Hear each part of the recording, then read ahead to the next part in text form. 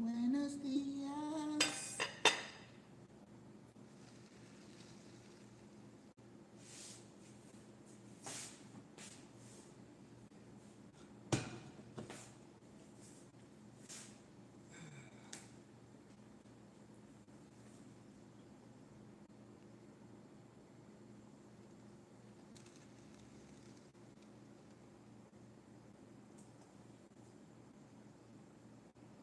Buenos días.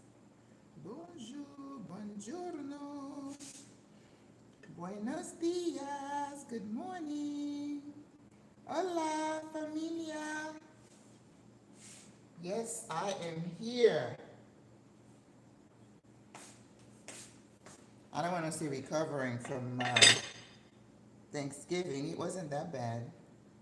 I remember working a lot harder previously, but this time it wasn't too bad. Good morning. Good morning, Roxanne. ¿De dónde eres? Sharon, good morning. Buenos días. Let me know where you guys are from. You know, I'm in beautiful Panama City. I'll tell you, you wake up at 7:30, the sun is blazing. I can't even get on the patio if I don't get there like 5:30 to catch the sunrise. Sharon, how is everybody doing post Thanksgiving? You have to drag yourself because you overate? I don't think I did too bad. Good morning, Robin. Let me know, guys, where you from, where you watching from. Virginia. Wonderful, Roxanne. We'll be here waiting for you. Good morning. Buenos dias. How did I say in Italian? Buongiorno.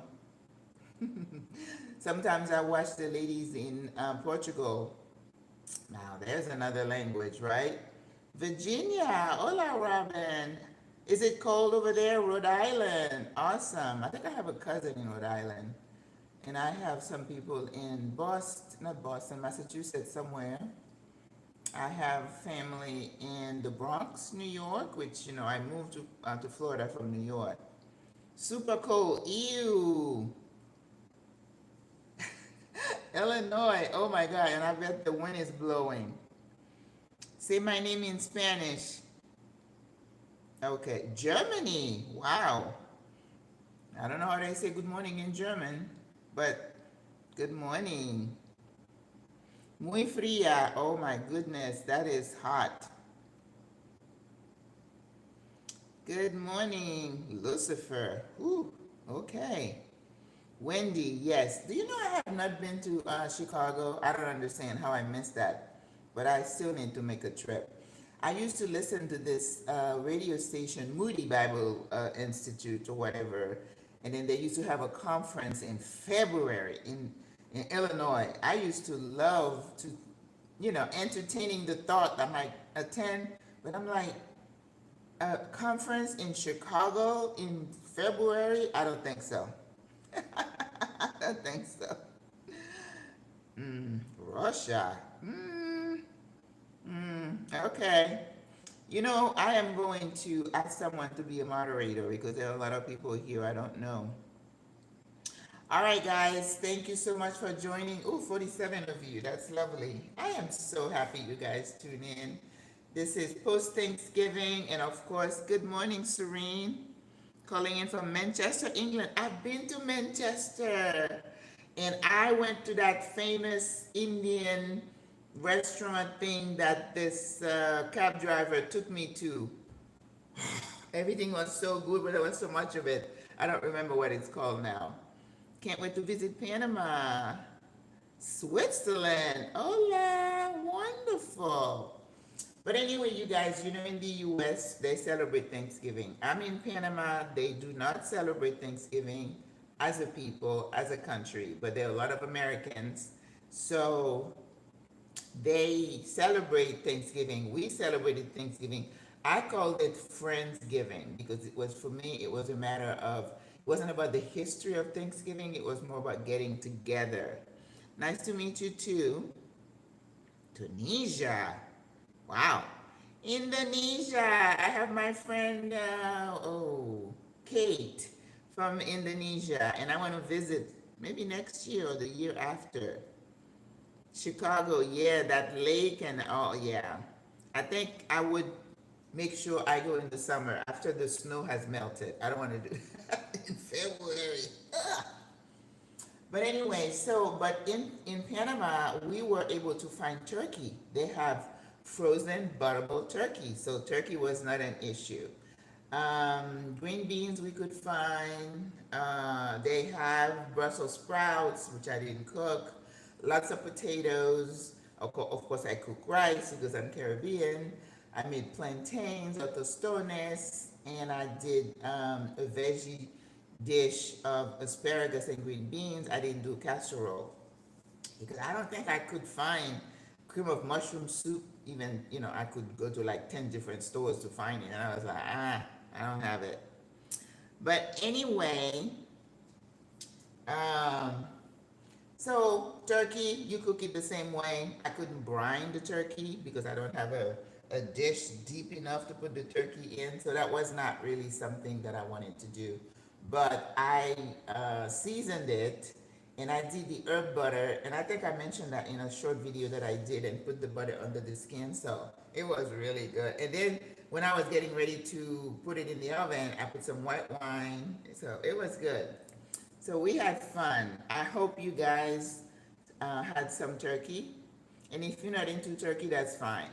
I had some turkey and my tummy has been talking to me because I find that since I went whole food plant-based, poultry and I just don't do really well. When I was in Peru, I had some beef dishes because it wasn't like a steak heavy. It was like pieces of it, like 4 or 5 pieces, and I did okay. Even though I had that dish 3 times, it was that good. But now I have to detox. So I'm gonna be making today the surprise. We're making turkey tetrazzini, roast chicken with mini sides. Nice. But we did turkey, Janet.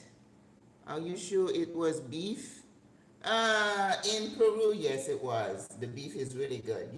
Beef from Argentina, from Peru, they're good. The beef here is not that good, people say. I don't know. They say it's kind of tough.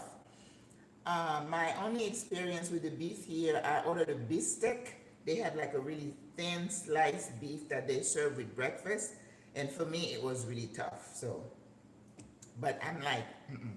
So I'm gonna make turkey tetrazzini, and I have these dishes that I don't know where I went to Conway, my favorite store, and I found these. They were on sale, real cheap.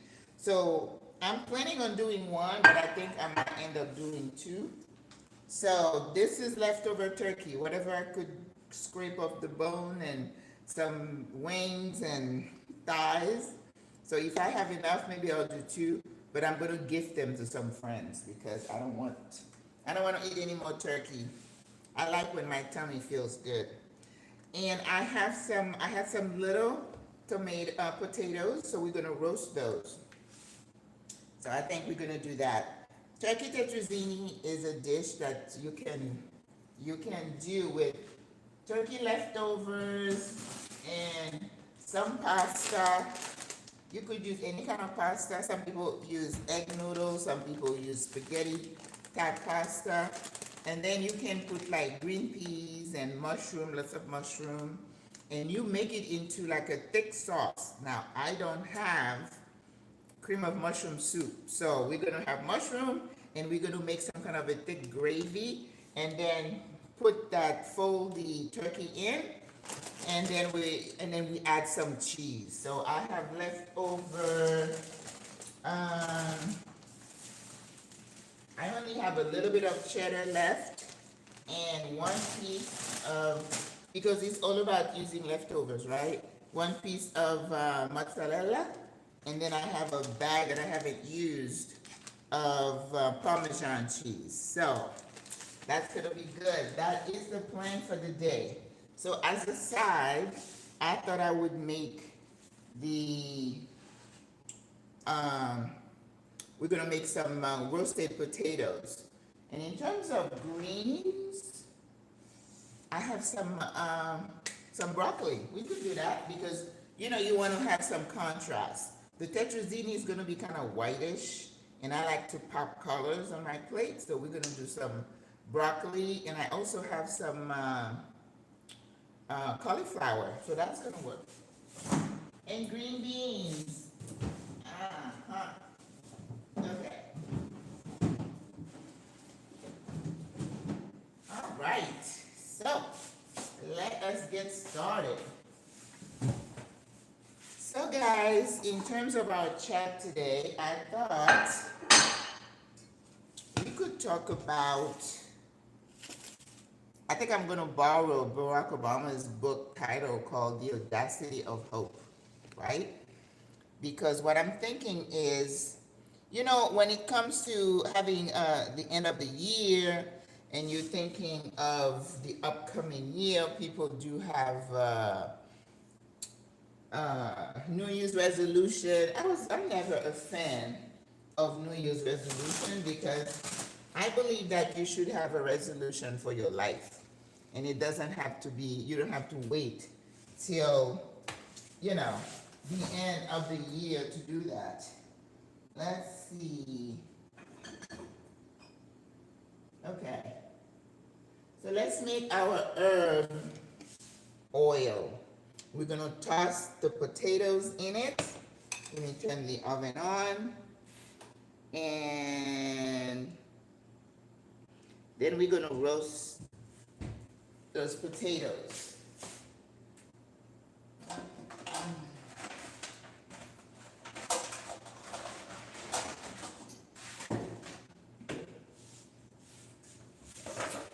And the potatoes are in a vinegar water, because if you cut your potatoes ahead, you want to put them in water with some acid to keep the oxidation, otherwise they're going to turn brown, and who wants that, right? All right, so herb oil, and you know, it's olive oil, salt, pepper, and some herbs. That's all. Oh, and today, guys, I went into my fridge and I have no garlic. Oh my God, I am just floored. I'm a garlic freak, so I must have used a lot of it for Thanksgiving because I don't have any. So we're gonna have to work on our flavors today.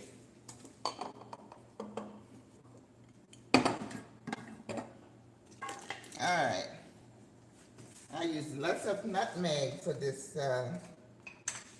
Thanksgiving. So yeah, I thought we could pepper. I love pepper. Yep, that's good. Salt. And I don't put any other spices in my herb oil, except for some dry herbs, okay? Culantro.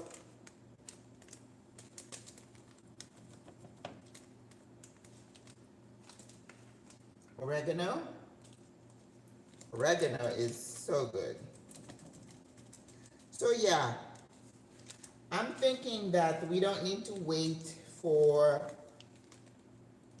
fine herbs. We don't need to wait for the new year to make a resolution to be hopeful. I've been watching a lot of, I don't watch TikTok a lot because I'm not on TikTok, but you know, it shows up on your feed, and about all these people unfriending family and friends because of, listen, your family is your family. Elections come and go, and I don't know that I would cut somebody off just because their views differ from mine. Everybody has to be responsible for their own choices, right? The problem we run into is that some people have lost the ability to have a conscience. So you can't control people's thoughts and emotions. No. You made your decision. Okay, it's your decision. So I don't think we need to go that far. And that's exactly what I'm talking about, the audacity of hope. If you've never read that book, Whether you are a Obama fan or not, nothing to do with that. The man has a good brain and he can think. And I think that's what a lot of people have lost the ability to think. We just swallow everything that somebody says. You get caught up in the emotion or the wave, whatever that is. For me, I feel like I am responsible for my thoughts and my actions because your thoughts will dictate your actions, right? And as I always say, sometimes it's not just about you, it's about the people coming behind you, right?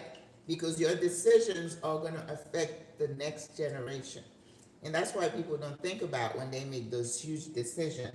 You may be dealing with this issue just now, a little bit more salt, but at the end of the day, you have to think about how does my decision affect my kids and my grandkids. So, I don't know. Everybody needs to deal with themselves. Okay, so we have the herb oil. We're going to put, and you know, these potatoes were small, but in Panama, they have these little teeny potatoes that are like half the size. They are so cute. So you can put them, you love cooking, wonderful, Sean. You know what? People say, people are retired here, and a lot of them, they're enamored with the thought of just going restaurant hopping, go from one restaurant to another. I'm not interested in that because I want to know what I'm eating. When I cook, I know what I put in it, what's going in my body. Because this is the issue we have in the US, that our food supply is so contaminated with additives and preservatives and all kinds of things. That's why I'm saying when you buy something off the shelf, you don't know how long it's been there, right? So, look at that. That's what you do when you want to make roasted potatoes. Make sure you season it. So I'm going to let it sit here for like 5 minutes before I put it on this tray and put it in. And I'm trying to time my food because the tetrazzini is going to have to go into the oven as well. So maybe, let me turn this off for now and wait till I'm closer to finishing. All right. We're marinating the potatoes. Okay. So the audacity of hope. Hope is something that you cultivate yourself, right? And it's not something that somebody can give you. It's not a gift. It is something you decide for yourself. It is a state of mind. It is a result of a conscious decision. Because if you allow events, political winds, relationships to affect, I mean, that doesn't mean if you are in a relationship with someone, friends, family, co-workers, if they do something or how they interact with you, yes, you're a human being. It can affect you, right? But it doesn't have to control your actions for a long time. That's why when something happens in your life, I keep saying you have to allow yourself a time to grieve, right? You may grieve the relationship, the loss of the relationship, the change in the relationship, the thing that happens in your life, you know, your kids growing up and going crazy, a mate, you know, somebody cheating on you, somebody just disappointing you. You grieve that loss, but deep inside, you're still hopeful. You don't allow one incident to completely change your mindset. See what I'm saying? So the grief process can go for weeks, can go for months, but eventually you have to get out of it. And when you get out of it, you become more insightful. you learn the lesson without allowing it to turn you into a very cynical and hopeless human being. And that takes courage, introspection, and it is a decision. All right, so I'm going to also put a little bit of carrots in my tetrazzini just because I want some contrast and color. I'm not putting any peppers in it today because I don't believe that it's not a pepper dish. It's mostly um, you want champignon, mushrooms. My mind went blank for a moment. Champignon. Okay. When I was in Peru, I was telling the ladies, I met this, I don't know if she's watching today. Angelique, if you're watching, say hi. She was vacationing in Peru for her 33rd birthday. So I think that's enough, right? And I also have some leftover leek. So let's see, I'm going to put I have some celery left. We're going to add some celery because that cooks fast too. And Angelique, I was telling her, I said, that Peruvian food, boy, I said, move over, friends. We have a new favorite. Oh my God, guys, the food in Peru is divine, okay? I keep telling people there is, you know what, I don't call myself a foodie because I'm a cook, but the food, the flavors, and of course the restaurant there in Lima called Central Kitchen was voted best restaurant in the world for 2023. So you know I wanted to go, but it was a little bit too far. So I didn't make it, but when I go next time, because I will return, the food is that good. Oh my gosh. I was in a little mountain town and I had some trout and everything was fresh. They spend a lot of time on broth they call caldos. Caldos de gallina, that means a chicken broth with chicken in it, or the cerdo, or the carne, they do pork or whatever. But that broth, and I know they don't use MSG, I'm anti-MSG, but they have lots of herbs and earthy stuff that they put in their food. Oh my God, it's amazing. Okay, and then we're gonna put some onions. But thinking about hope, as I said, it's a decision. So this time that we're going through, hopefully it's starting to die down, all the craziness and the emotions that people are feeling a certain way about something, about who won, who lost. I did not watch any of that. It doesn't matter to me why they lost, why they won. It's a new day. So what you need to do, you have to adjust, right?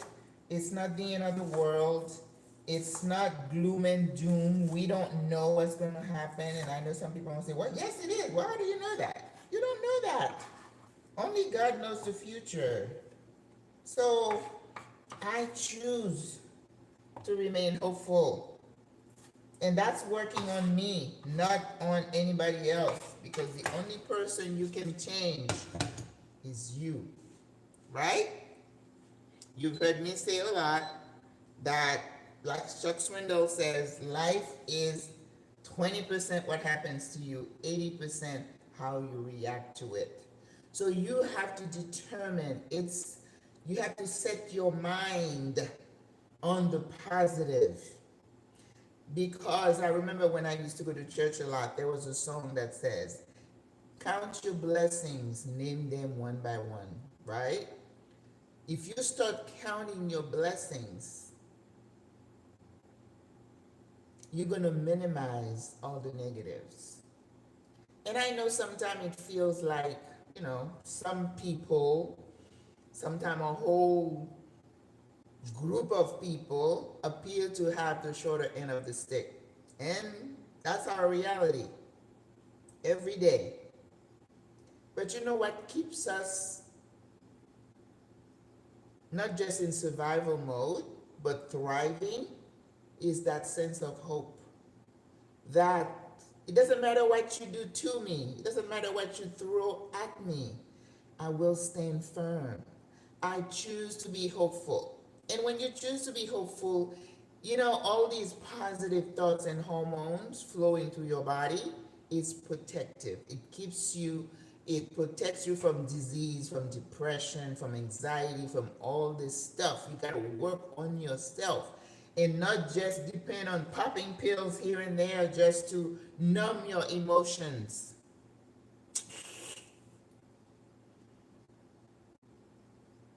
Our emotions, our sense of hope depends on us, right? So you start saying, with that song, Count Your Blessings. I remember I used to tell people if they come for counseling and you say, tell me some good things that have happened to you. And some people will say, well, nothing, but it's not even true. You have some good things happen to you in your life. It's how you look at it. If in your mind a good thing is you winning the lotto, well, what are the odds you're going to become a millionaire? But what are some of the good things that happen in your life? Once you start naming, it's a mind shift. It's intentional. It's saying, I choose to be hopeful. Let me just focus on the good things. All right, some olive oil in the pan. It's a decision, sis. It's not something that somebody else is going to do for you. All right, onions, celery, and carrots going in. They won't take long to cook. Now what we're going to do, we're going to have to make a thick sauce since I don't have cream of mushroom, okay? And what you're going to do here, we're going to add a little bit of flour and make like a roux. And then I have some veggie broth left from Thursday. We're going to use that and make a thick sauce. And I also don't have any green peas, but green peas are expensive here in Panama. But I found some edamame, which is soybean. So I'm going to add a little bit of that in there. So we're going to have all the contrast, the green.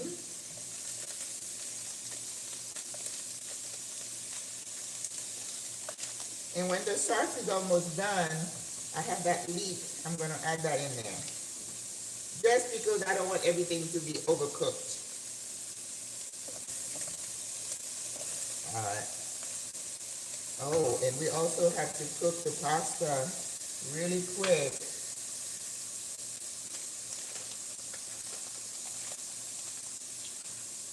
But yes, that sense of hope is self-induced.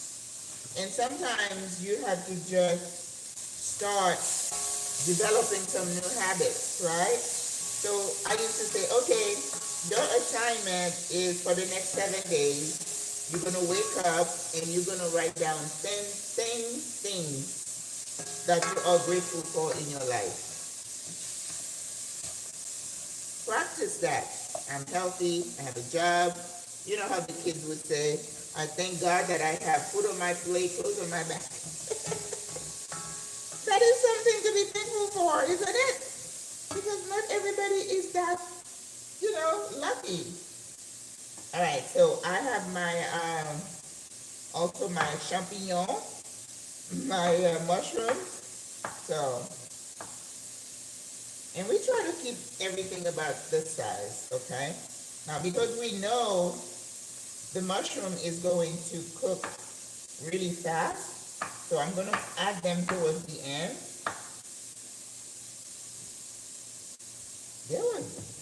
They were really beautiful that I got some for the holidays.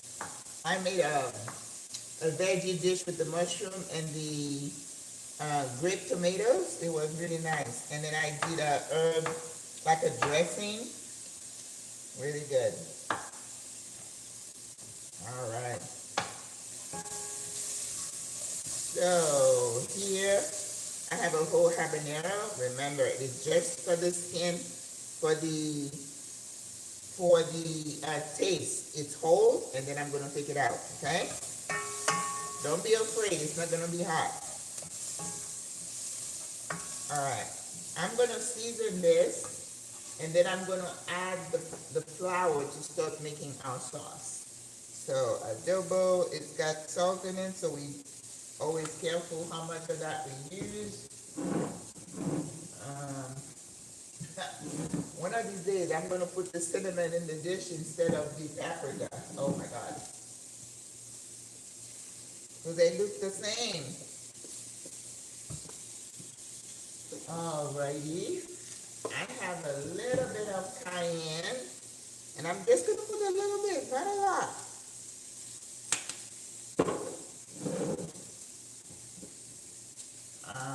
Pepper and slap your mama.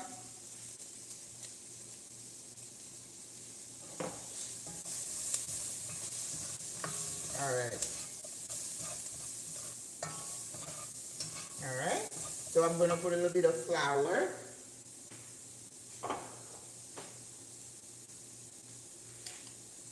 And then we're gonna try to make a sauce.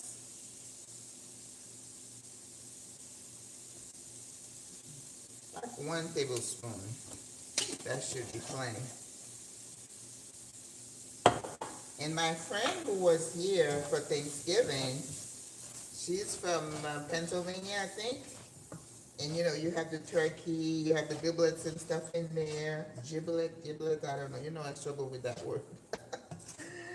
And I said, we have to make a gravy. And she was the gravy lady. The gravy was so good. Oh my God. So now I promised her, are you watching with you? I promised her I'm gonna make her another turkey because she was like, I should have taken more leftovers. I said, you should have. And so I'm gonna cook her another turkey, and she said, I'm gonna make you more gravy. And I'm not a gravy person, but that thing was so good. Oof. Yes. So we are trying to make a gravy here. I like the color. No lumps, so you keep stirring. And I know at some point towards the end, I'm going to need a splash of lemon. You guys know I love lemon. Lemon is the great finisher. If your food, oh, more mushroom. Plus de champignon. You know, there's another dish I made at my restaurant, coq au vin. Maybe I'll make it here for you guys one day, which is the chicken cooked in wine. Oh my God, it is so good. But you use like a whole bottle of red wine.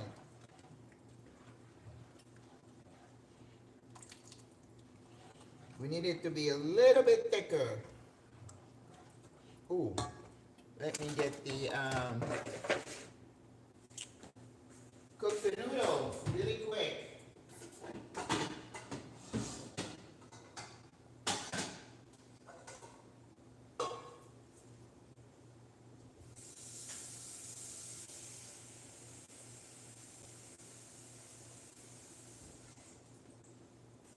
So you need to resolve in your mind, sis, sir, brother, sister, that we are going to remain hopeful.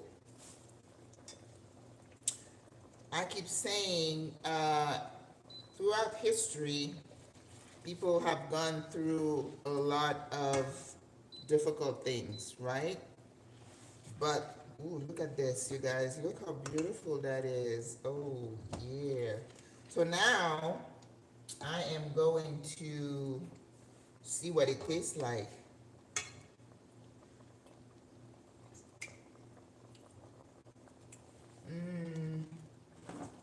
It needs a little something, something. A little bit more salt. All right, I'm going to throw in the mushrooms and also the leeks.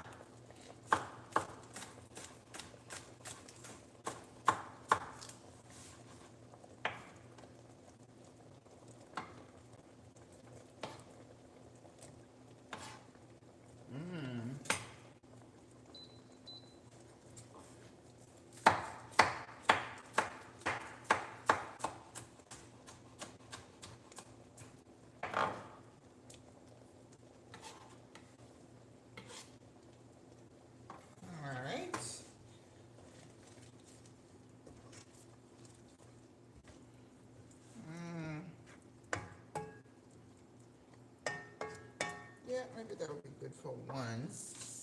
All right, for the when you are cooking pasta, you always, I remember what they used to tell me in school, salt like the sea. So when you are cooking pasta, you put a generous amount of salt.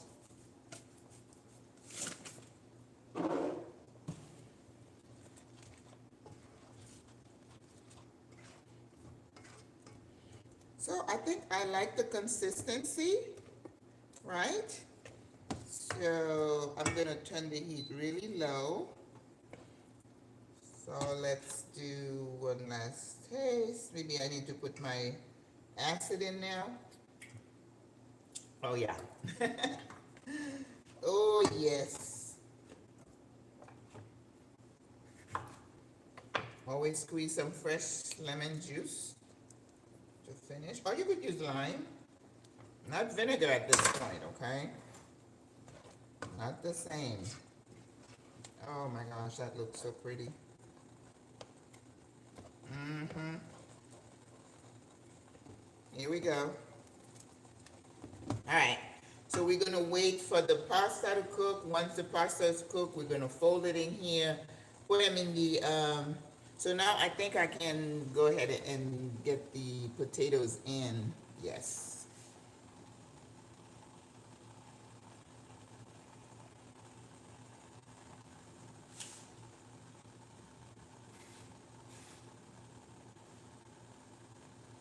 Okay. Potatoes are gonna go in this dish, but I'm gonna put some foil. I'm gonna line it first because I don't like them to stick to the bottom of this.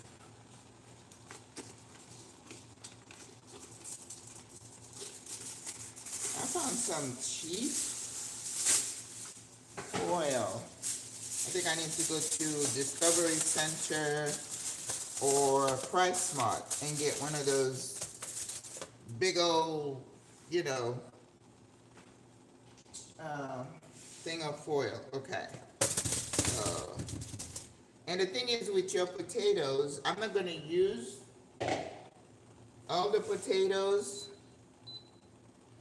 but I am definitely gonna leave it for myself so I can eat those. Potatoes are good for you, you know, they're very healthy, they're easy, they're cheap, so indulge, okay? And then we're gonna turn them around, flip them.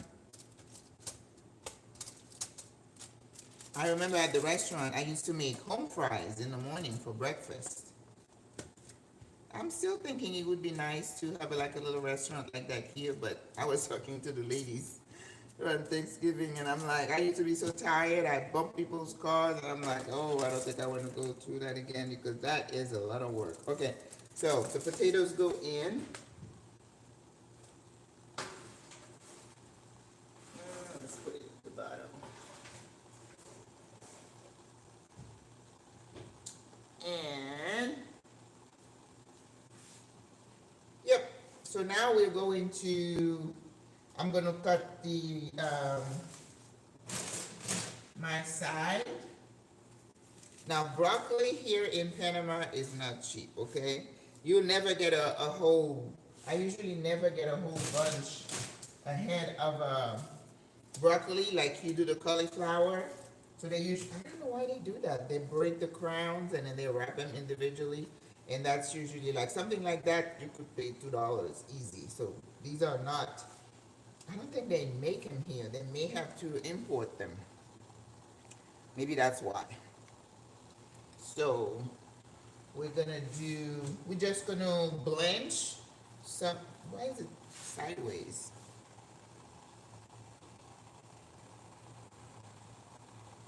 We're gonna blanch the broccoli and the cauliflower and then toss them in like a little vinaigrette and call it a day. So yes, my friends, hope is something that you have to nurture. Because what's the alternative? You're turning into somebody who is sad, defeated, dejected. When you do that, they have won. When somebody tries to destroy you, and that could be anybody, Not just your political rival. Could be family, could be friends, could be acquaintances. You know how it is. People just don't want to see you do something good in life. Just like in my last video, I talk about how some people, when I had my restaurant, this guy came to my restaurant and he said to me to my face, he said, "You're going to fail." So he made it his business to make sure I failed. And how he did that, they had like a publication for the neighborhood. So he went in there and blasted the restaurant and said all kinds of things. And you know, people kind of flock together. You know, you're in that society and they'll believe the same thing. And this is what we're watching happening now. People just like little minions just following. Yep. But yes, I did lose the restaurant after a while. But I brushed myself up and I went and did something else. You never allow, okay, I don't know why, but I love this kind of pasta. It's like a fettuccine roll, and I kind of like it. So I'm gonna put maybe 3 of these in here because I don't want the, let's see, 3, let's do 4. Okay. Then we're gonna fold them in my beautiful sauce. Oh my gosh, I'm so proud of it. Who needed the cream of mushroom soup? This is just as good, right? Okay. Yeah. So the world is going to attack, attempt to destroy. It's up to you how you respond, right? It's like somebody who got cheated on, right? And you're really in a dark place when it happens. But do you allow that to destroy you, to make you lose all your faith in love and hope that somebody else? Or do you think that everybody else is going to do the same thing to you? It starts here. Now, we may decide, like I have, that we're probably better off alone. You know, there's nothing wrong with that. That's a choice you make. Life is all about choices, folks. And you don't need to explain to people why you make your choice. Your choices are yours. Your choice to be hopeful. Like somebody would say, well, didn't you see what happened? Aren't you upset? Of course I'm upset. But do I allow those feelings to overwhelm me and to dictate how I live my life going forward? Hell to the no. I will not do that. Because then I've given my power over to them. No, not doing that. And am I going to disgrace you and you're not my family anymore? You're always going to be my family. We may not hang out as much as we used to.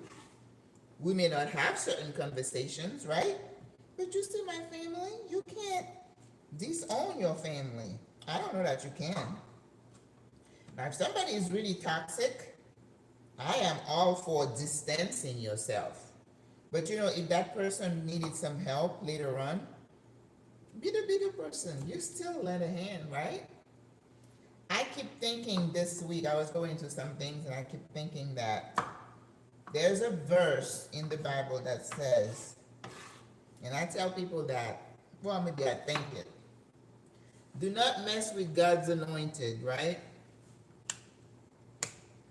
Because it says when you do, you heaping hot coals over your head.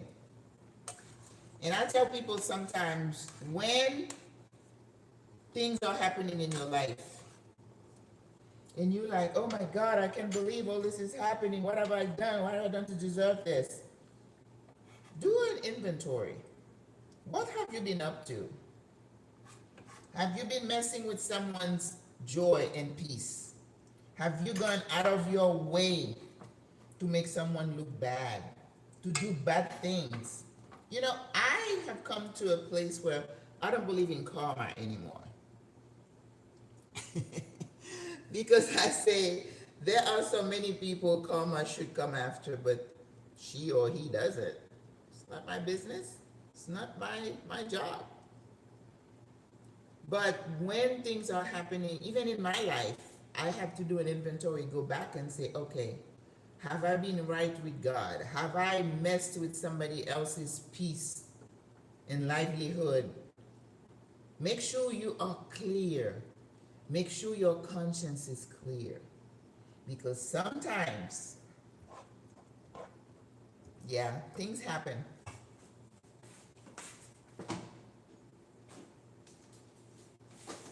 And I know it's difficult. Oh my God. You guys didn't say anything? I forgot to put the turkey in. Ah! Well, what is turkey tetrazzini without the turkey? Oh my goodness, that's crazy. Okay. Oh, now I feel like it needs a little bit more liquid. Just a tad. Okay. Turn the heat back up. So I was gonna put the noodles in there without the turkey.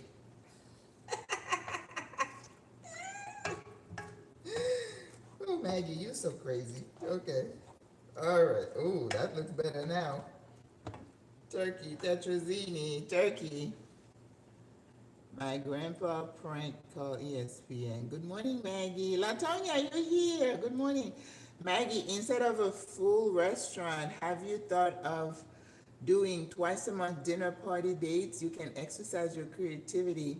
That sounds good. Ebad, are you in Panama? Good morning, Cherie Hammond. You know what I was thinking of doing, and I don't know that it's possible. Um,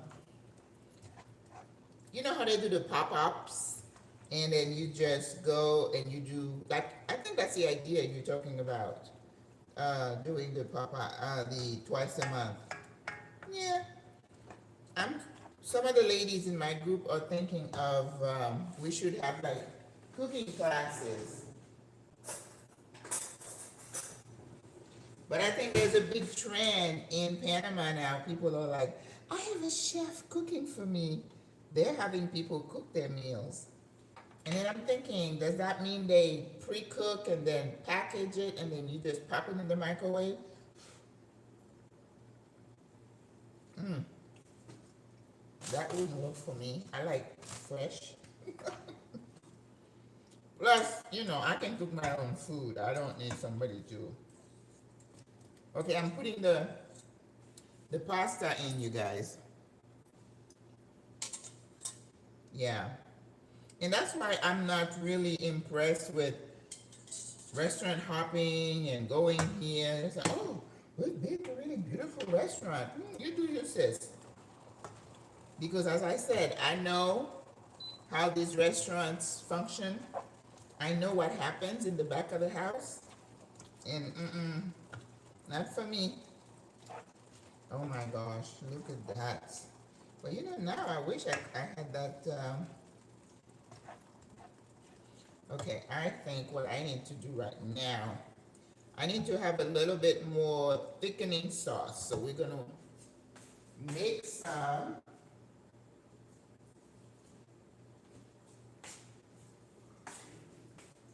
I'm going to cook a little bit of flour. I'm going to make a roux. A quick roux. And so we can add a little bit more thickness to this sauce. Yeah, it's a little too watery for my taste.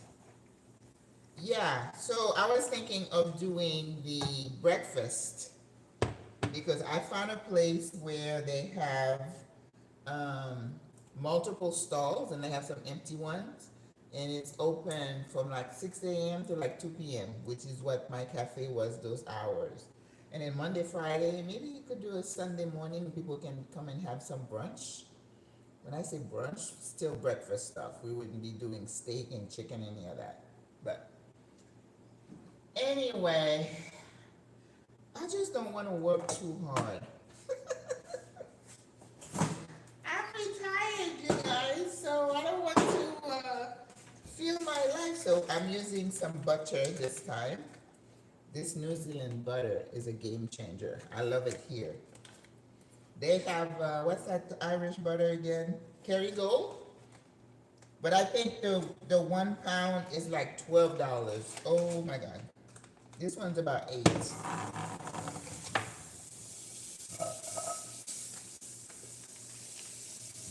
One of the sisters posted yesterday that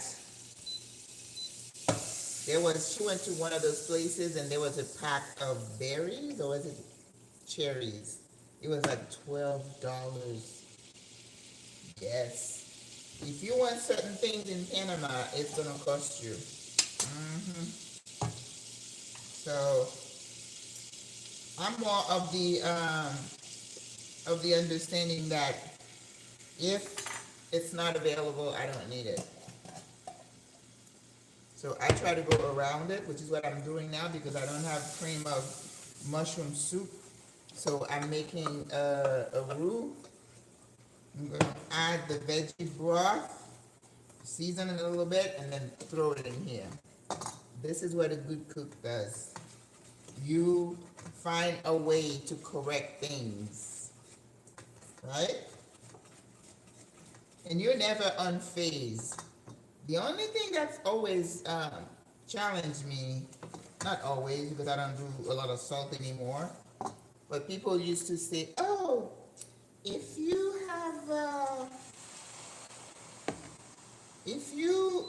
salt your food, just throw a potato or something in there and it's going to get rid of the salt. Well, I've tried that. That doesn't work.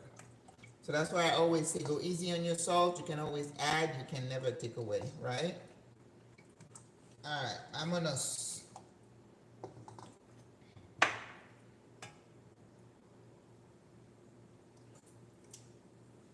It tastes amazing, okay? I just need to thicken the sauce a little bit. So that's why I'm making this gravy on the side. I'm gonna throw it in there because you know you have to cook the flour so it doesn't taste floury. Yep, I can feel it thickening the back of my spoon.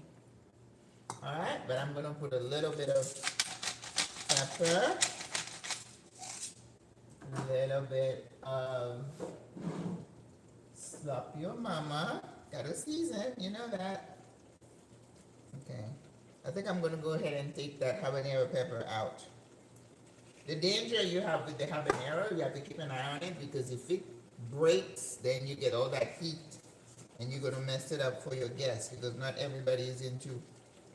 And turkey tetrazzini does not require any kind of heat, so let's not mess it up.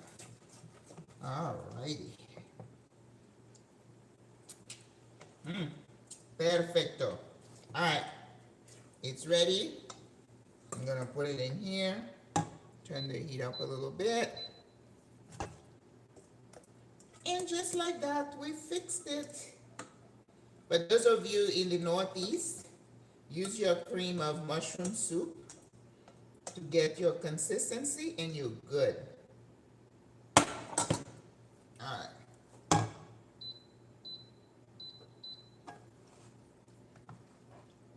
Alright. Yes, I can fix it. Here you go, guys. That's the finished product. Alright, so now we're gonna put whatever little cheese I have left. You know what I'm gonna do? I'm just gonna put a little bit of thyme in here. Alright. You know I love thyme. For a while there, I had a hard time finding some here in Panama. I don't know that it's something that they grow here either. I don't know. Alright. And I'm also going to add some perejil, parsley. I could not find cilantro.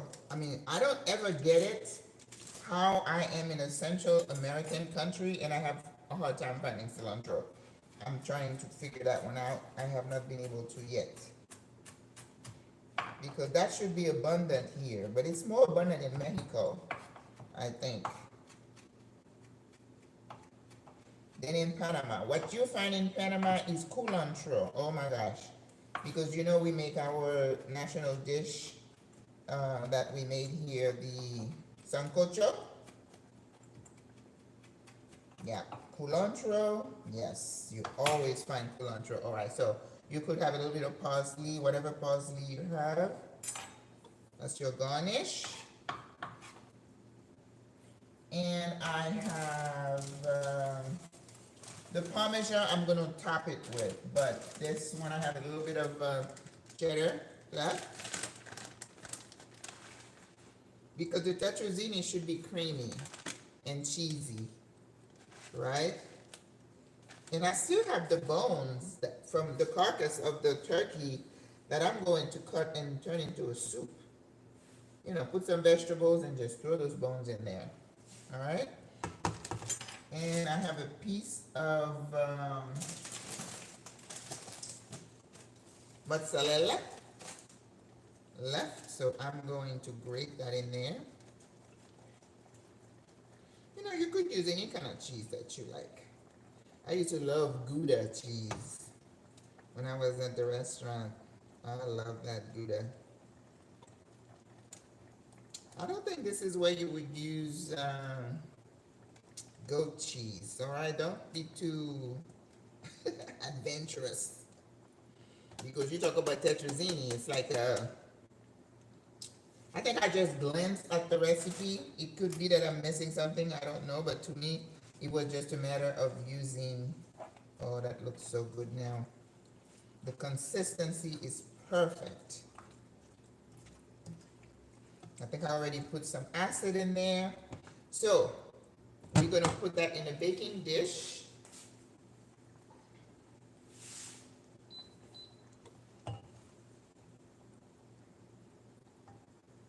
Okay, I think we're just going to have to pour that baby in without burning myself.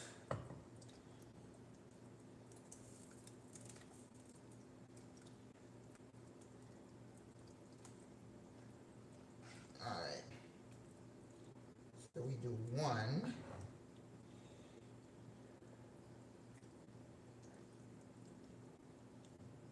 Make sure I have enough pasta in there.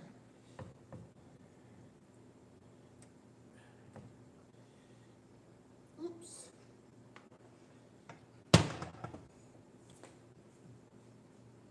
Okay. Tetrazzini. And then we're going to put some palm cheese on here. Now in Panama also, cheese is super expensive. Unless you're buying the queso blanco, which is something they make here. But if you're looking for mozzarella, parmesan, or anything, oh my gosh, you're gonna pay. You're gonna pay. You go to Reba Smith, you're gonna find all these cheeses, but they're gonna cost you. Okay? Just be ready to open your wallet. All right, you guys. It's ready to go in the oven. And yes, I'm gonna have to make two of them.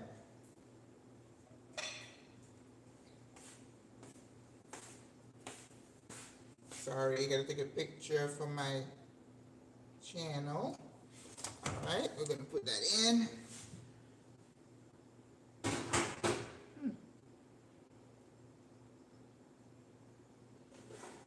It doesn't look like it's.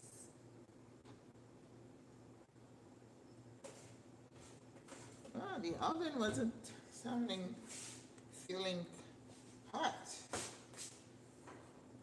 all this time. Okay, another one. Yeah, I use this dish to make scalloped potatoes, and they come out really good. Ooh, this one has a lot more juice. It looks so good. Whew. So I'm gonna call some friends to say, come and get it. I don't want to eat any more turkey. Oh, that looks so pretty. You see that?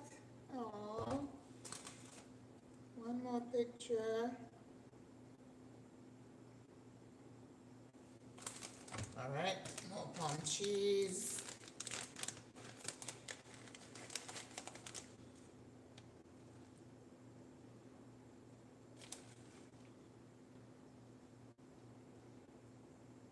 Oh my gosh, that looks so pretty.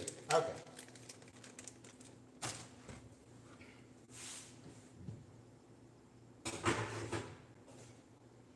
Come on. Okay. I think this is gonna be a little while. So now we have, this is not gonna take any time. So we're just going to blanch those. And I'm gonna save this. The asparagus I cooked on Thursday, when I cut the end, I saved them in a baggie and stuff like that. That's what I use to make my stock. So don't throw those things away, okay? Your celery, I use my celery leaves. So if you don't use them, just save them, rinse them up, put them in water with some bay leaves, some carrots, some onions. Let it cook slowly. Let it cool. You can put them in jar. That's your vegetable stock. If you do, like if I had a rotisserie and I had the bones, I would throw the bones with some veggies, let it cook slowly. That's your chicken broth. Why do you have to go to the store and buy it? Right? Because you know what you have and what's in it.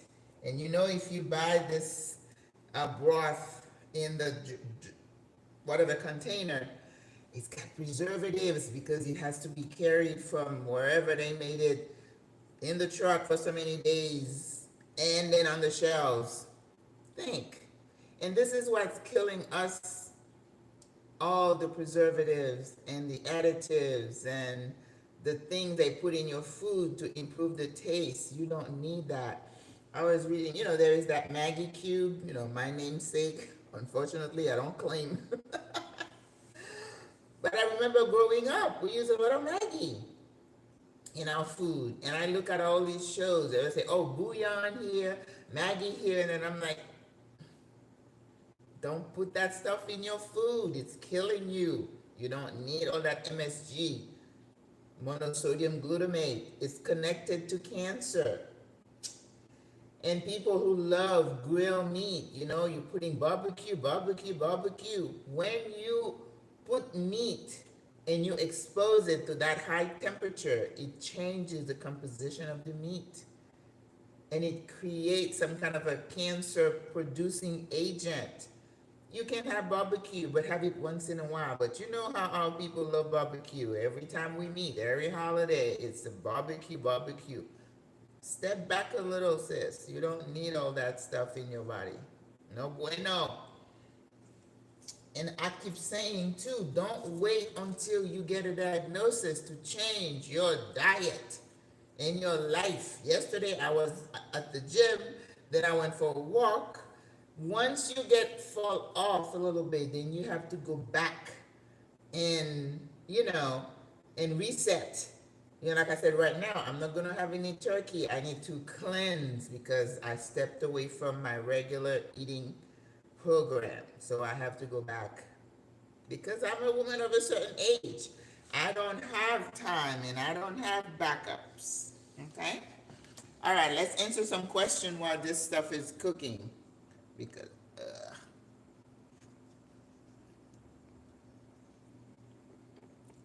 can you, okay, hold on.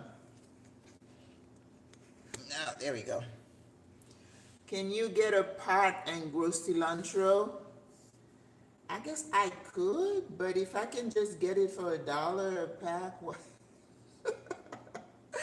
I'm lazy that way. I have a patio that is huge. If I was a green thumb, I'd probably think of all kinds of plants to put up there and grow, but I don't have a green thumb. I have a couple of plants here. All I put in them is a little bit of water with the plant food. If it needs anything else, I'm going to kill it. Can I be a moderator, Hamosa Hassan? Well, I don't really know you, Hamosa. I need to know somebody that I've been talking to and I know how they think to be a moderator. Where are you calling from, Hamosa? Where are you watching from? Not a cool girl. Have you seen Forks Over Knives? I don't think I've seen that. I seen the one about the history of food or something like that. That kind of scared me.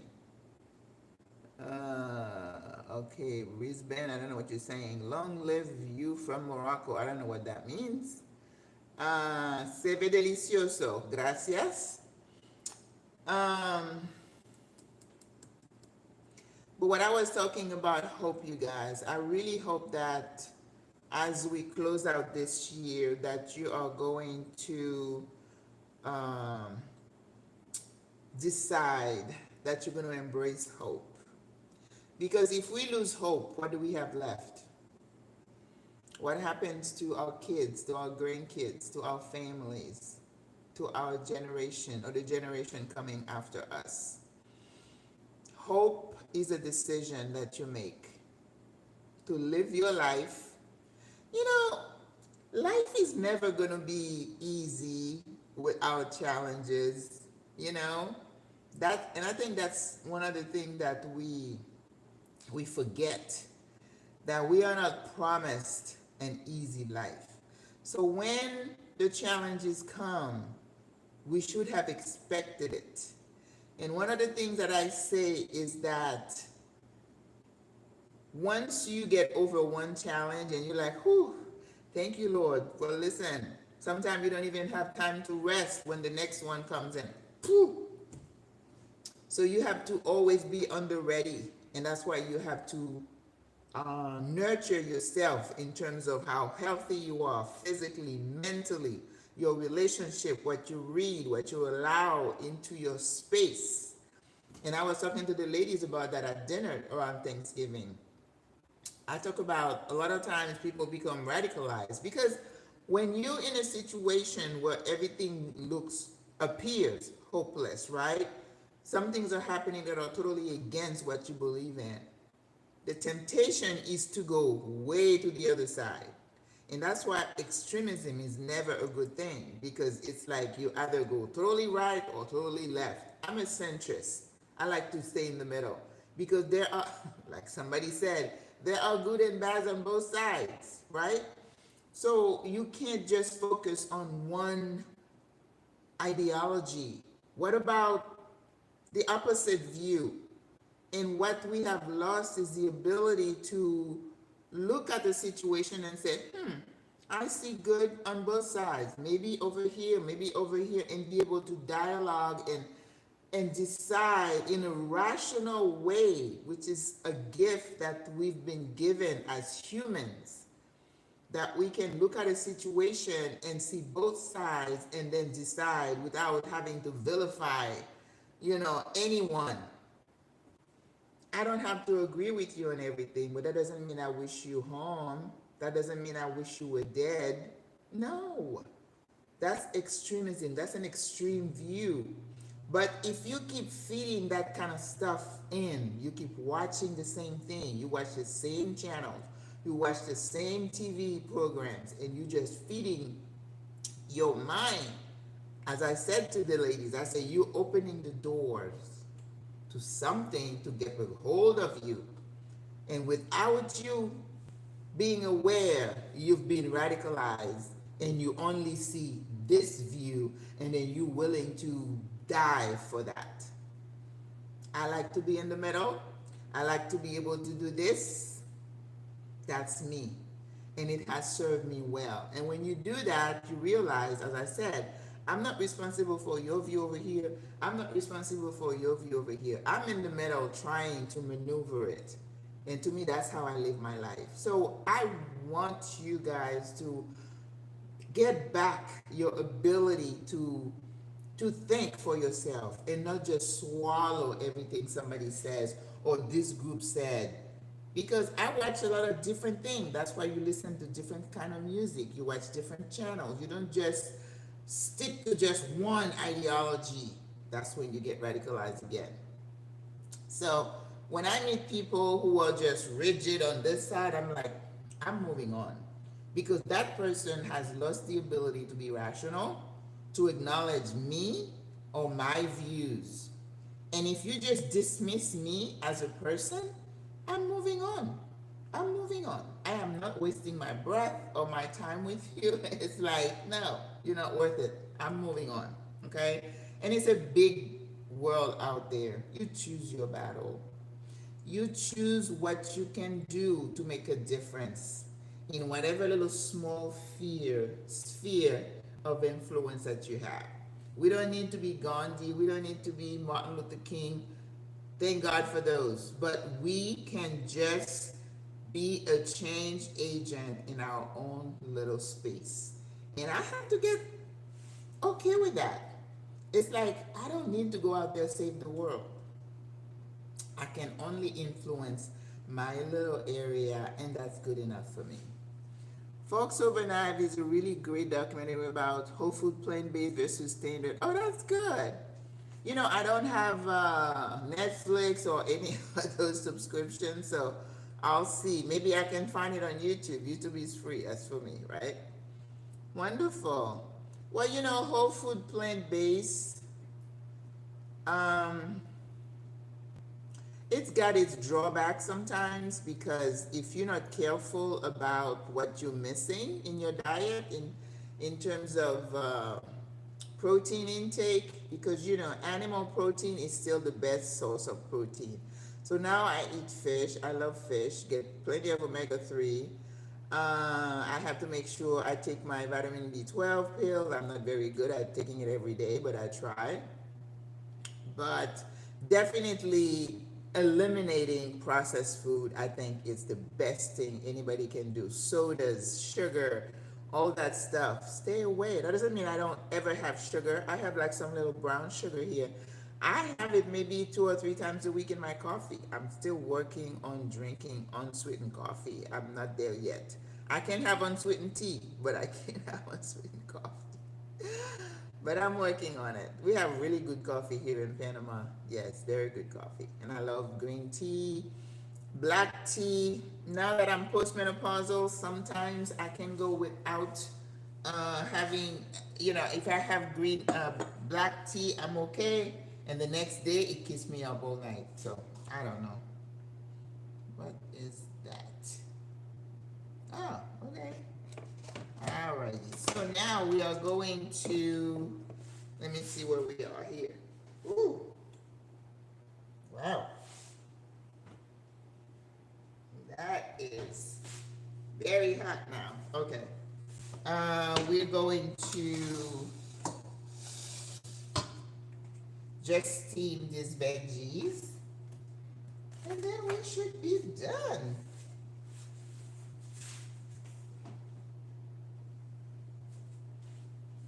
I have some green beans. I wonder if I should do the green beans.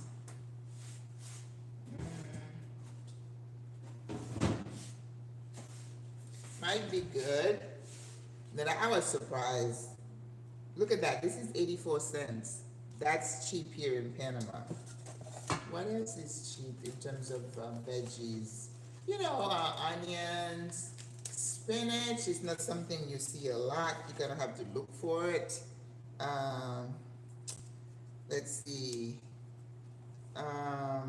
Cabbage. I already told you broccoli is expensive. Asparagus is expensive. Tomatoes are pretty good. Any berries that you want to eat here, you're gonna pay a premium. You want blackberries? Oh yeah, you're gonna pay for it. Strawberries, they do grow some strawberries here, so they're not so bad. But blueberries, raspberries, and there's a place called Foodies here that I find that the berries are not that expensive. But if you go to Eba Smith, yeah, you're gonna pay a premium. Oranges,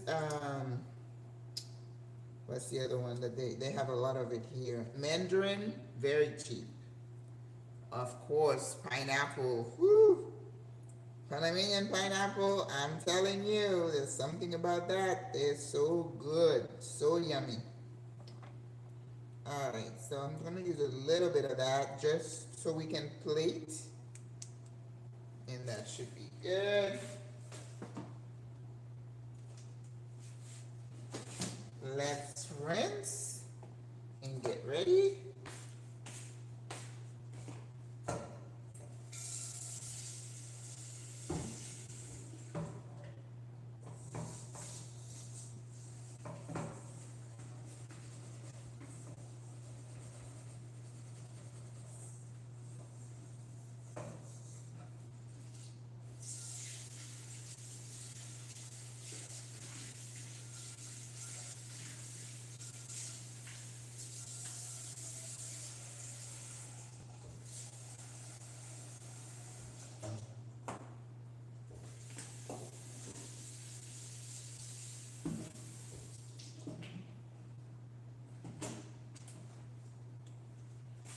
Talking about whole food plant-based, when I started whole food plant-based in October 22, I believe, I was here in Panama last year, so I said, well, I started in October. So I said, well, let me see where my lab work was at. Because when I started, my cholesterol was way up. My triglycerides have always been good. Um, my A1C was kind of borderline high, which is for diabetes. And what else? All my electrolytes were good. My blood count was good. So I said, well, let me check and see where the cholesterol is. My HDL, LDL, HDL is always good, which is a good cholesterol, always high because I'm always active and doing exercise. And what is it? Cardio. When you do a lot of cardio, your HDL will go up. So I'm a walker. So I went, I think it was in June or July. I went and had some lab work. And here in Panama, you can walk into a laboratory and say, I want this, this, this. You don't need a doctor's order or anything like that. So I did recheck my blood work, all the stuff I just talked about. My electrolytes were good, my kidney function was good, but my blood count, my hemoglobin is always good. I used to be anemic when I was younger, but my white blood cell count was low, which is usually associated with some kind of a bone marrow kind of thing. My platelets, which is how your blood clots, was good. And I could not understand why my white blood count was low. I was fine. Now, if it was high, it means you had an infection. I didn't have that. And so I had to kind of say, that's a puzzle. So I did some research and realized it had something to do with the low protein diet. So that's when I started taking the vitamin B12, and then B12 goes with folate. So I added folate. What else did I add? I added vitamin C, to keep you from getting sick. And so this year we're already in December, and I haven't checked it again. So I probably should check it before the end of the year. And one of the not so good decision I made, I haven't hooked up with the primary care physician here, just because I'm a nurse practitioner. I feel like I can, I can treat myself. But if something happens to me and I need to go in the hospital, I need to have a doctor. So that's going to be what I do early in January, because my Medicare Advantage starts in January. And I did a short video about that. I just switched from the regular Medicare to Medicare Advantage, because the insurance coverage for older people in Panama is not easy. It's complex, and people always have questions about, if I'm in my 70s, how do I get health insurance? It's a little bit convoluted, so people need to do their research before they come in, and then figure out you end up paying out of pocket for every little thing that is wrong with you. So you have to be ready for it. So please make sure you do your research, okay? Jackie Lang, who is another lady here who's been here for a long time, she has a lot of information about health insurance for seniors in Panama. We end up paying out of pocket a lot for different things. So keep that in mind. That is something you should always be aware of. Why is this? I think I had some oil in the potatoes.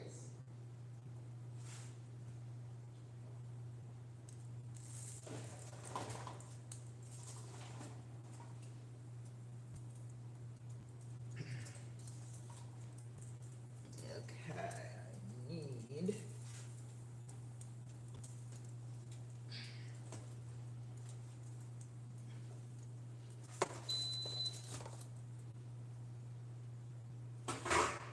Good. Oh, it's looking so good. The tetrazzini. Wow. Okay. I'm gonna put the potatoes on top because I need them to cook a little faster. All right. Yeah. So that's what I did. So that's what I'm saying with love your friends giving video. Oh, thank you. I hope you had a good Thanksgiving. You know, we had two different ones because in our group here in Panama City, geographically, we have people in different spots. So there was a group in the San Francisco area. They had their own Thanksgiving, and then those of us over here in Bay of Vista, we had another one. So, but you know, we're just trying to build sisterhood and being there for each other. And my goal, and I tell the ladies, is that we're gonna be a little bit more a tighter group so that as we get older, when we need each other, we are there for each other. That's the crux of what I'm trying to do here.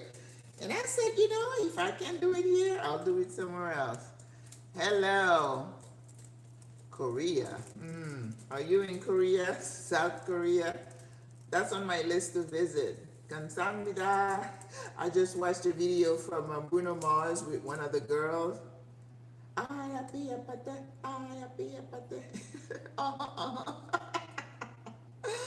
I know I'm 66, but I love these little young people stuff, especially when it's cute and it's not dirty or insulting or, yeah, no. But yeah, we had a nice Thanksgiving. I ended up getting a little Christmas tree. I haven't had a tree in a long time. And I got some little lights that I went to Ray and find some little boxes. You know, some things they do good here because the little string lights was like $5.95 or something like that. And it's doing such a fabulous job. They have a little thing, you just hit it and it makes the lights go different, you know, I don't know, some light up and they flash and it's really nice. It's really nice. So, okay, so I am going to put the green beans in first because they are going to take they're a little tougher. And I'm gonna do an ice bath. That's the thing which when you're doing veggies, you kind of watch them because you don't want the color to go brown on you. So you make sure that they cook, and then as soon as they're like al dente, you take them out and you put them in an ice bath so that they cook. You start the cooking process and preserve the color. Uh-huh. All right.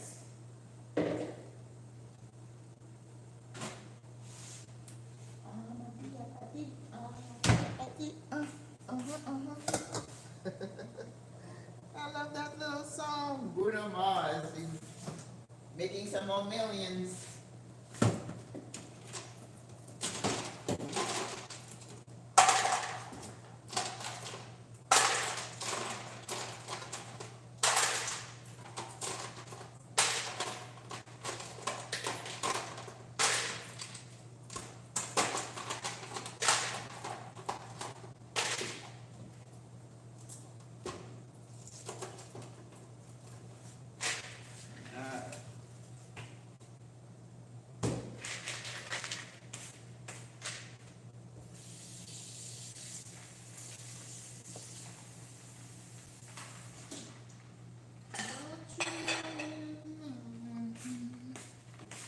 anybody have any other questions? Very gorgeous. I don't know.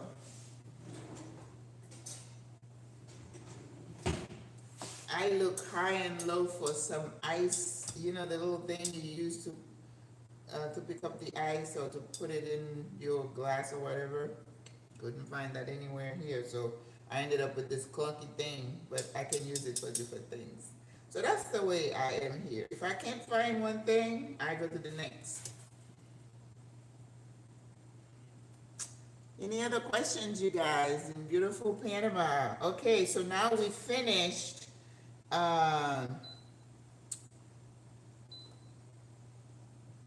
Independence Fiestas Patrias finished in November. November was all about the motherland, patriotic, all kinds of stuff. I mean, we had desfile, parade galore. You go shop at the mall, and there comes a school with parades, and the little girl just doing their twirling, and I mean the outfits. Every school was kind of outdoing the other school, and there were these cute boots, and I'm telling you, on point. And then you have the band, and the bands were very diverse because you have bands that are like Caribbean in nature, and then you have, because you know Panama is a melting pot of people from Caribbean, Chinese. I didn't see many anything in the parades Chinese related, but it was all about what? So and last night we had the last fireworks for that month because yesterday was the 30th. And then now we're gonna start Navidad, which means Christmas season starts. So I was talking to this Panamanian friend last night. He said, yeah, in Panama, from November to March, it's party, party, party. But to me, it seems like it's partying all the time because there's always something going on. People, fireworks for birthday parties, fireworks for any kind of party. So, I said at least the fireworks didn't wake me up at 5 a.m., which is what happened a couple of times. Question, should I bring my masticating juice blender? What is a masticating juice blender? They have juicers here. I haven't looked into them because I'm not a juicer. I'm more of a smoothie person, but I'm sure they have it. And remember, in Panama, you can always order your stuff from Amazon. It's delivered here. But if you want to bring it, yeah, I don't know if you're going to have a pallet and bring other stuff, including your blender. But there are people who are going to pick up your stuff from your home.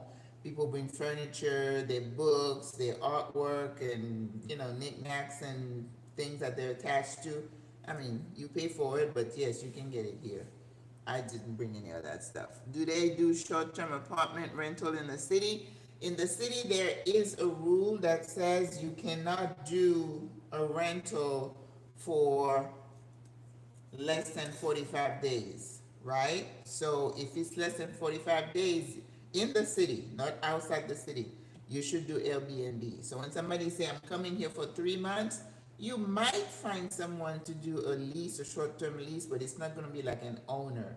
They have some apartment rentals, hotel, long-term rental inside hotels that will do that for you.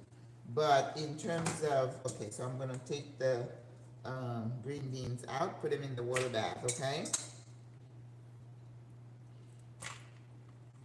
But Airbnbs are quite popular here. And a lot of people, there are certain buildings, not my building, but there are certain buildings that do short-term rental, like the Sands. There is a hotel called Torres del Alba. There's another hotel called Cold Suites. And what I was gonna say the Waldorf, but the Waldorf I understand is full. And most of the rentals are like long-term rentals, like a year. Okay. If most of the apartment within the buildings are individually owned, and even if you saw the apartment listed on Encuentra 24, you're still going to be talking to the owner, or even the agent will refer you to the owner. But you're dealing with the owner in terms of your lease. And a lot of them, it's not worth it to them to do like a 3-month lease. They'd rather do a year lease. Even for a 6-month lease, it's not easy. I was able to do one last year, and when they do a 6-month, they charge a little bit more, okay?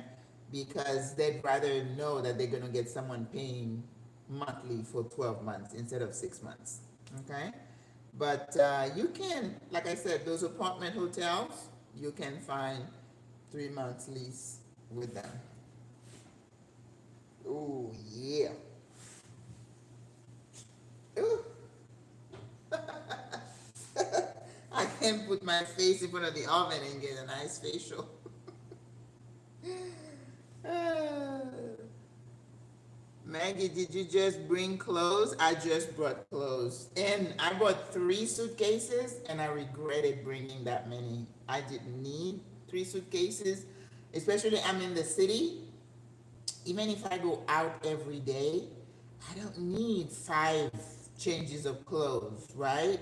And then when you're in the city, it's so warm, so we don't do shorts here. There is a standard in terms of how you dress in the city. Keep that in mind. Don't go out there showing your butt cheeks. You're gonna be stared at, and usually they don't stare. But it's very conservative here, so keep that in mind. I have some long skirts. You could do pants, jeans. Even though for jeans, I'm like, ooh, it's too hot. I can't even see myself wearing jeans. I just bought clothes. I did not bring any artwork. I bought a few knives and stuff that could fit into my suitcase. I left all my knives and my chef stuff at home. I have a big suitcase at my cousin's house, and I have my artwork. I'm going home in January to retrieve that, and I don't even know how I'm going to do that, because in my apartment I don't have any art on the walls, and I feel like I should. So, when you have your artwork and you take him out of the frame, you roll it. You could do that in a tube. But then when you come here, hopefully it's not damaged and you have to reframe it. Anyway, I don't know. I don't know. But I did not. I gave away or sold everything out of my house in Florida. And then I leased my house. So I did not bring anything else.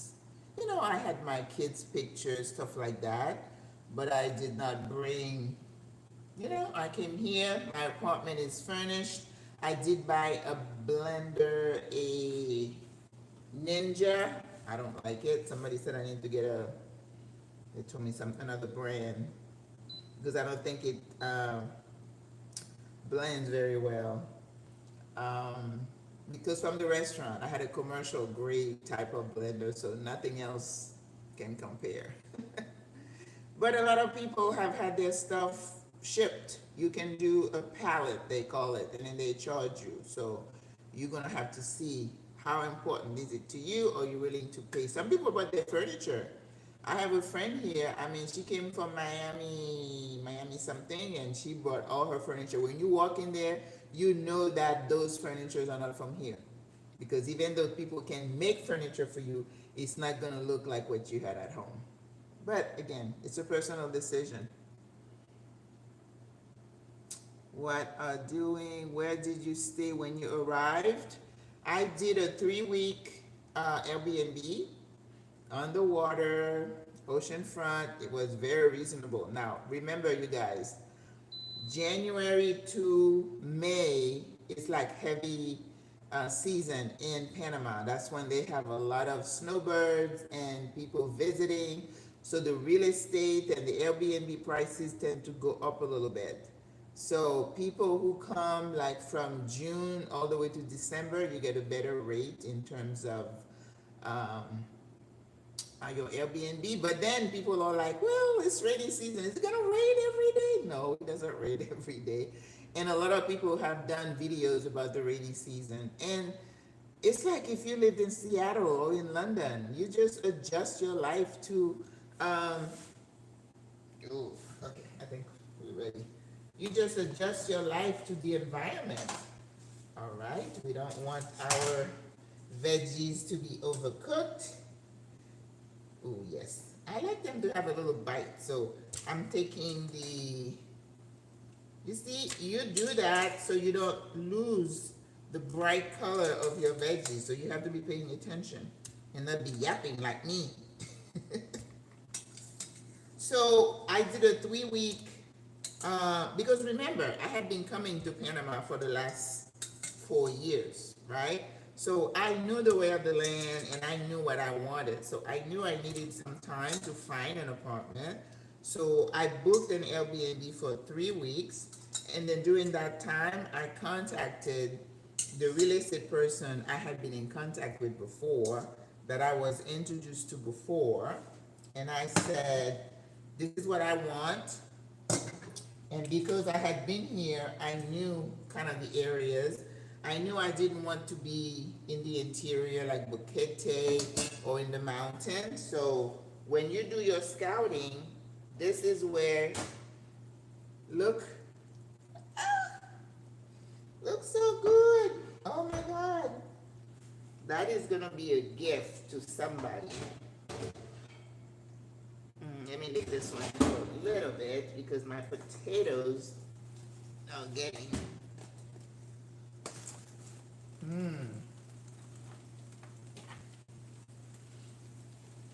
Ah, Matia, Matia, Matia, Matia.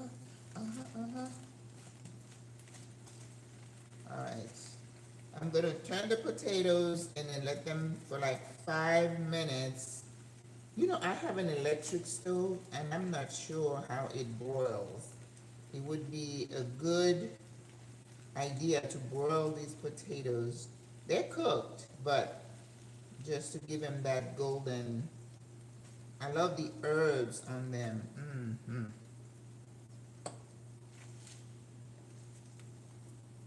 But yeah, and then the young lady would be sending me, oh, how about this one? How about that one? And we'd go look at them. And I was able to find a 6 month lease last year because if you recall, I was going to go to the Peace Corps in the fall and winter. So I knew I wasn't going to be there for the whole year. And the lady did agree, because I was her friend, did agree to let me have, let me have the apartment. And I was in El Carmen, which is an area that is very central. So I did that for the 6 months. And then I went back home in July. And then I shipped out to South Africa in August. But they preferred to do a 1 year lease. Where did I stay? My Airbnb was on Avenida de Balboa. And is it Vista del Mar?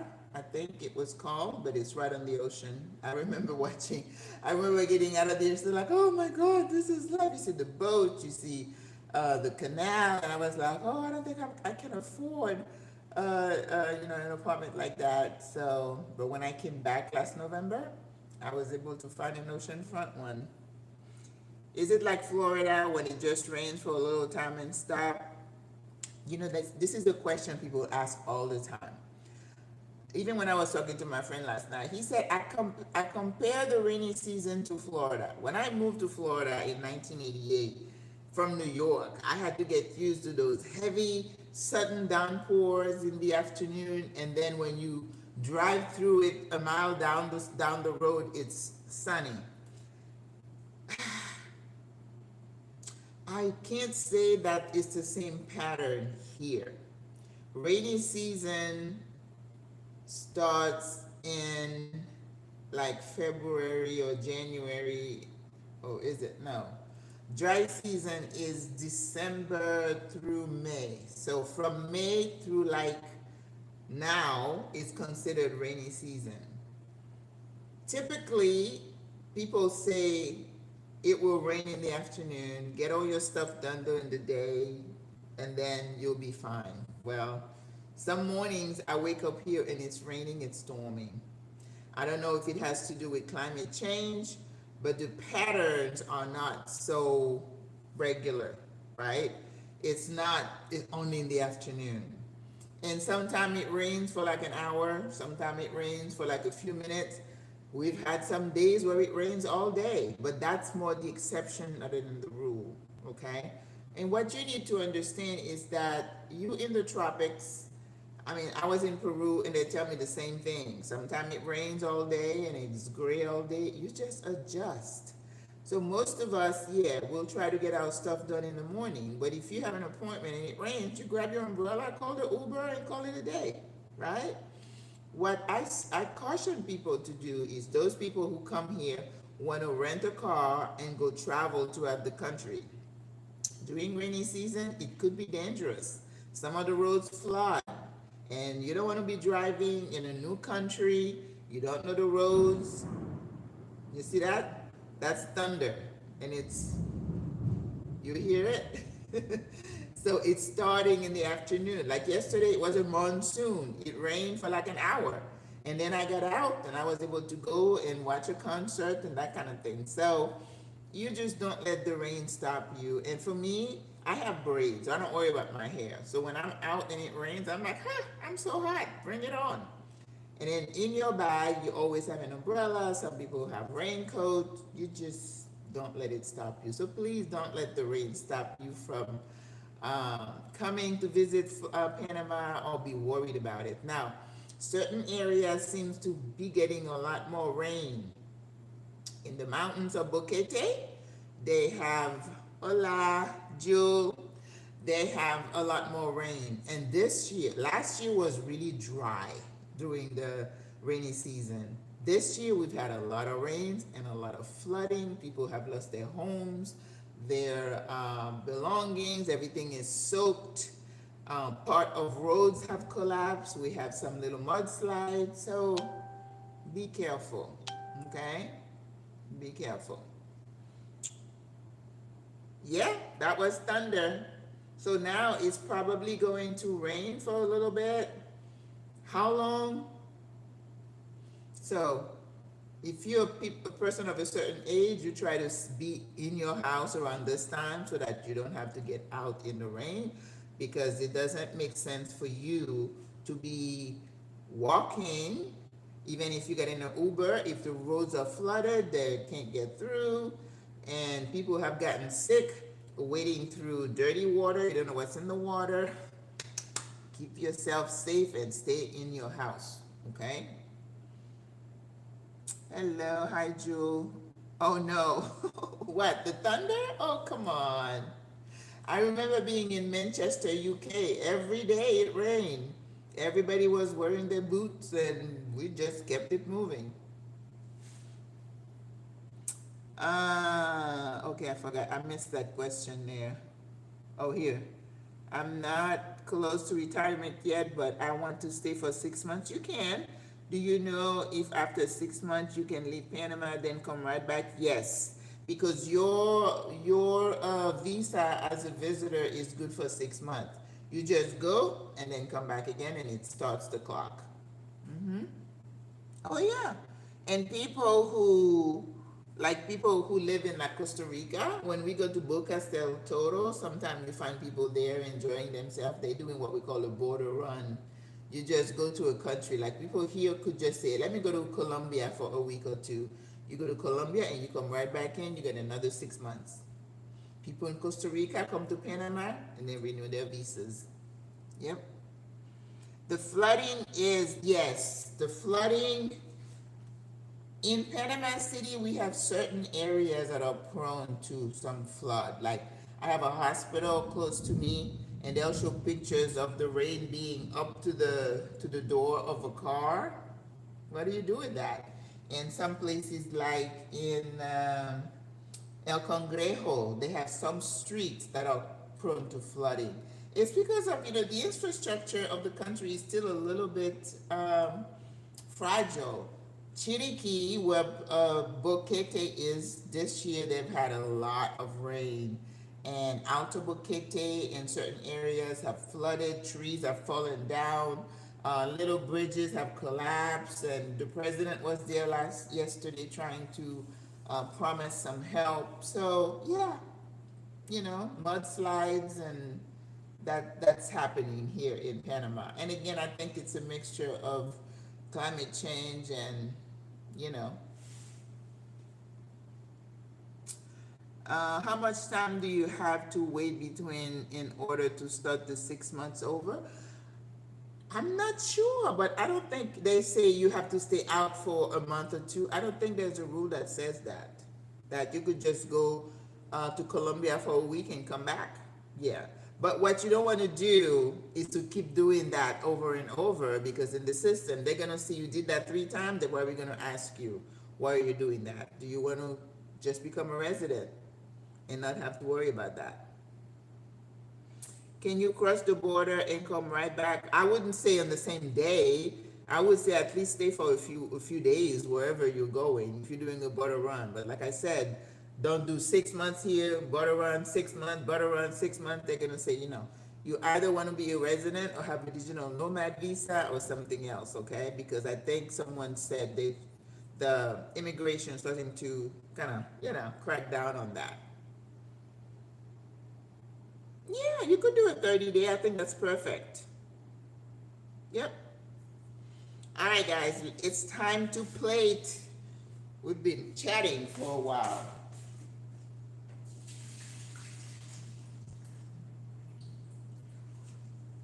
Okay, so we have our veggies. See how pretty they are? Let's see. I still have a little bit of that in here. I'm just gonna put a little bit of, oh yeah. Let me turn everything is good down there.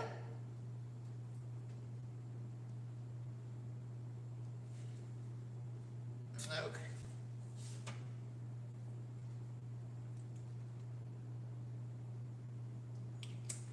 Ooh, that tetrazzini looks so good. What do I want to put in here? Just a little salt, nothing else.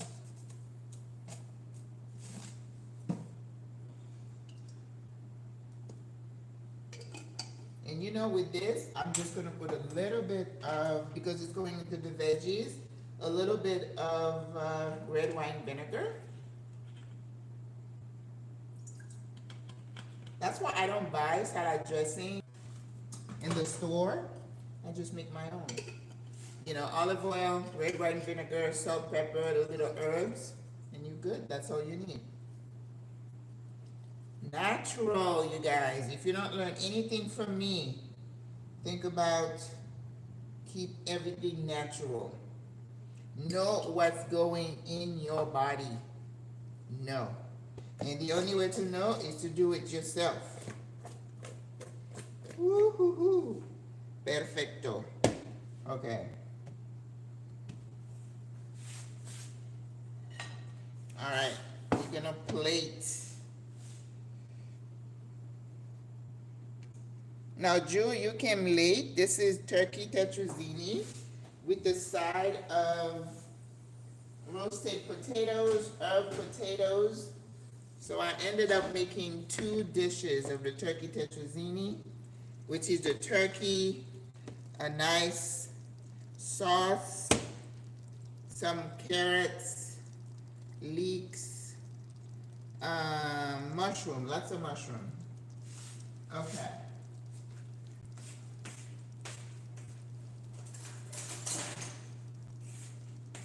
Now these little things for your kitchen, you'll find them cheap at Conway. Okay, I'm gonna use the one that's been sitting here for like 5 minutes.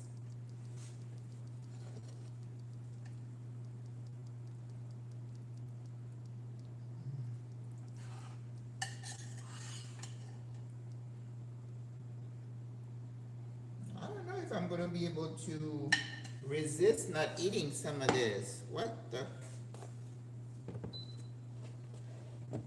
Okay, let's bring out the potatoes.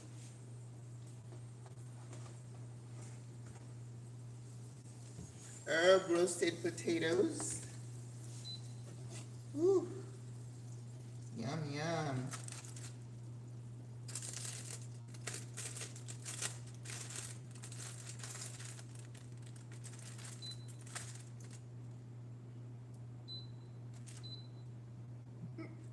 Eep, eep. What are you doing? Okay.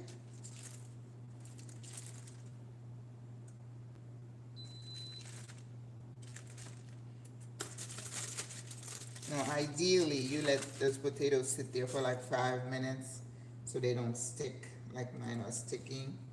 But I think the time is running away from us, so we're going to. Ooh, that looks so good. So that I'm going to enjoy. And then now we're going to put aside because you know you want your dish to be balanced. You don't want only one color. No bueno. You see how the green beans are green? Major pet peeve. When I'm going to a restaurant and you come and you bring me brown looking green beans, oh, we're going to have a word. Okay? And remember, I'm not the kind of chef that's going to put something on a plate and use edible flowers. I'm not into any of that. I'm into good, wholesome food that somebody can enjoy.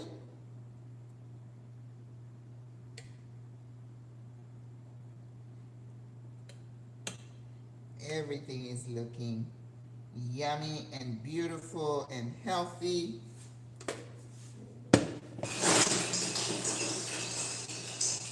Ooh, oh my goodness. All right, this is our finished product, you guys. Turkey tetrazzini, roasted potatoes, cauliflower, broccoli, and green beans. Ooh, that looks so good. All right, guys, we're done. Turkey leftovers. Now, how much would you pay for a dish like this? But I know you have some leftover turkey in your kitchen, so go try it. Yes, it looks so good. Any other questions, you guys? Do you have company coming? I know. When I cook here, I don't cook for the rest of the week. It's like, yeah. And then I always have stuff to make a smoothie. So I'm good. I think though, maybe I'll keep one and gift the other one to one of my ladies. She did say that, you know, she's got a young son, so I'm gonna let him have that. Yeah, they can come get that. All right, guys. Oh, thank you so much, Keisha. All right, guys, you have a great day. Remember what we talked about. Keep hope alive. Keep yourself hopeful. You don't have to wait till January to make a New Year's resolution. Live your life with hope, intention, and take one day at a time. Don't worry about tomorrow, the next 4 years. We don't know what's going to happen. Only God is in control, right? Okay. Bye, guys. Thank you so much. Have a great day. God bless you. I love you. Bye.